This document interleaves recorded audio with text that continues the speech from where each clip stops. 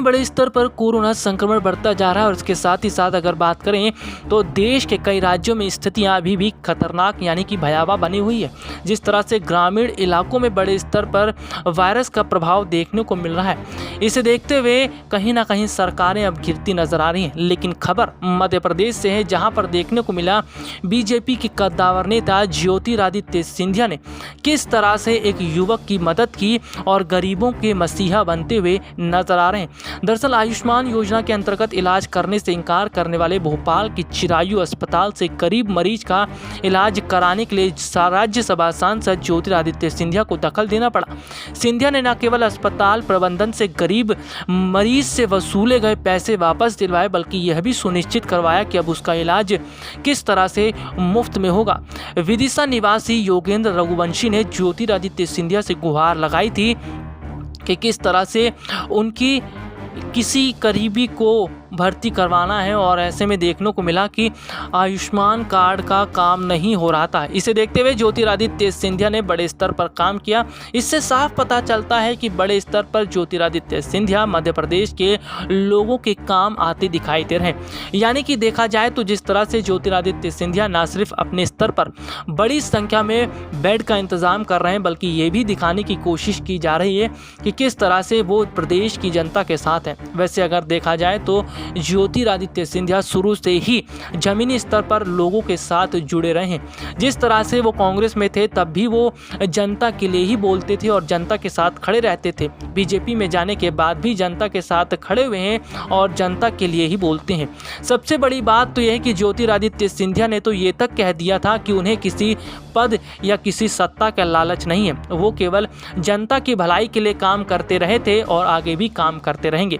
आपको बता दें कि ज्योतिरादित्य सिंधिया और उनके समर्थकों की स्थिति इस वक्त शिवराज सरकार में बहुत ही मजबूत स्थिति के साथ खड़ी हुई है। और सबसे बड़ी बात तो यह है कि ज्योतिरादित्य सिंधिया का जुड़ाव अभी मध्य प्रदेश के लोगों के साथ वैसा ही है जिस तरह से कांग्रेस में था। यानी कि ज्योतिरादित्य सिंधिया ने जनता का साथ कभी नहीं छोड़ा, अपने समर्थकों का साथ नहीं छोड़ा और ये बात बीजेपी और कांग्रेस भी जानती है। लेकिन सबसे बड़ी बात तो यह कि जिस तरह से देखने को मिला कि मध्य प्रदेश में बड़े स्तर पर शिवराज सरकार द्वारा लापरवाही बरती गई। शिवराज सरकार के द्वारा कहीं ना कहीं मामलों को इग्नोर किया गया, जिस वजह से स्थितियां खराब हुई।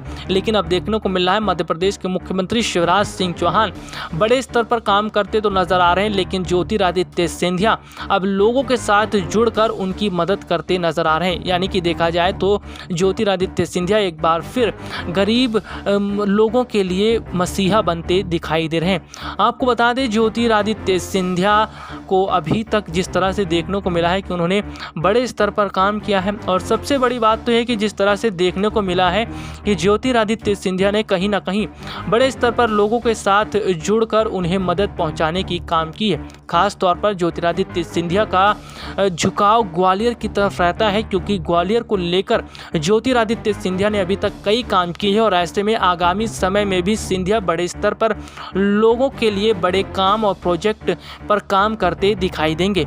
इस समय देखने को मिल रहा है कि मध्य प्रदेश में जिस तरह से कोरोना की वजह से स्थितियां खराब है, उसको देखते हुए ज्योतिरादित्य सिंधिया और शिवराज सिंह मिलकर लगातार काम करते नजर आ रहे हैं। इसके साथ ही साथ न सिर्फ बड़े स्तर पर ऑक्सीजन सिलेंडर की व्यवस्था की जा रही है, बल्कि कोरोना मरीजों के लिए बेड तक की सुविधा की जा रही है। आपको बता दें कि जिस तरह से देखने को मिल रहा है कि ज्योतिरादित्य सिंधिया की नज़र पूरी तरह से मध्य प्रदेश पर बनी हुई है।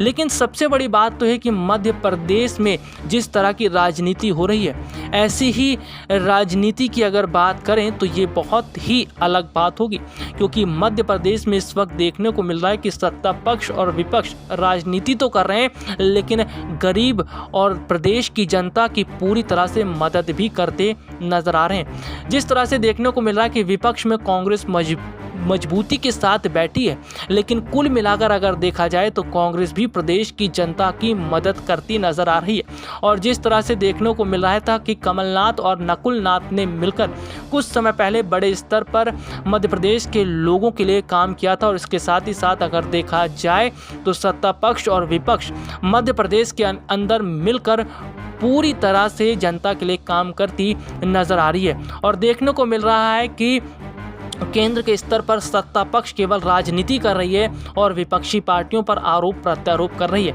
ऐसे में देखना चाहिए कि मध्य प्रदेश में किस तरह से एक तरफ तो सत्ता पक्ष और विपक्ष मिलकर काम कर रहे हैं और दूसरी तरफ केंद्र के स्तर पर सत्ता पक्ष विपक्षी पार्टियों की किसी सलाह को मानने के बजाय विपक्षी पार्टियों को ही घेरने में लगी है। यानी कि यहाँ पर तो सरकार अपनी छवि बचाने की कोशिश कर रही है और विपक्षी पार्टियों को गलत ठहरा रही है। सबसे बड़ी बात तो है कि मौजूदा समय की स्थितियों की अगर बात करें तो जिस तरह से देखने को मिला कि सरकार ने न सिर्फ बड़े स्तर पर काम नहीं किया बल्कि बड़े स्तर पर फेल साबित होती हुई भी नजर आई और अब सरकार चिकनी चुपड़ी बातें करके जनता को अपनी तरफ कर रही है। लेकिन देश की जनता आज जागरूक हुई है। देश की जनता समझ चुकी है कि किस तरह से बड़े स्तर पर न सिर्फ सरकार ने अंधकार में उन्हें ढकेलने की कोशिश की बल्कि जो योजनाएं लागू की गई उनका भी बड़े स्तर पर कोई फायदा देखने को नहीं मिला।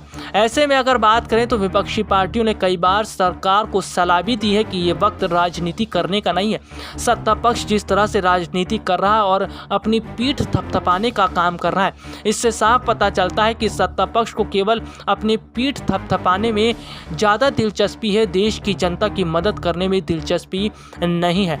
वैसे अगर देखा जाए तो आगामी समय में भी कई बड़े स्तर पर चुनाव होने वाले हैं और जिस तरह से मौजूदा समय की अगर बात करें तो देश की जनता कहीं ना कहीं सरकार से बड़े स्तर पर नाराज़ दिखाई दे रही है।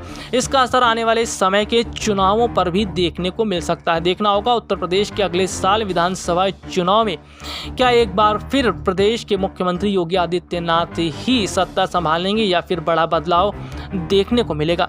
वैसे देखा जाए तो यूपी पंचायत चुनाव में समाजवादी पार्टी ने बड़े स्तर पर जो सीटें हासिल की है, इसका बहुत बड़ा फर्क उत्तर प्रदेश विधानसभा चुनाव पर पड़ेगा। इसके साथ ही अगर बात करें तो पश्चिमी उत्तर प्रदेश में भी बीजेपी को बहुत बड़ा झटका लग सकता है। यूपी पंचायत चुनाव में देखने को मिला कि पश्चिमी उत्तर प्रदेश में बीजेपी के बड़े बड़े नेताओं की जमानत तक जब्त हो गई। यानी कि किसानों से पंगा लेना सरकार के लिए भारी पड़ता हुआ नजर आ रहा है और इसका सीधा सीधा असर चुनावों पर दिख रहा है। अब देखना होगा उत्तर प्रदेश विधानसभा चुनाव में किस तरह से बड़े स्तर पर आगे की तैयारियां देखने को मिलती हैं और फिलहाल ये भी देखना होगा कि विपक्षी पार्टियां खुद को मजबूत करने के लिए क्या बड़े कदम उठाती हैं। SPN 9 न्यूज़ रूम की रिपोर्ट।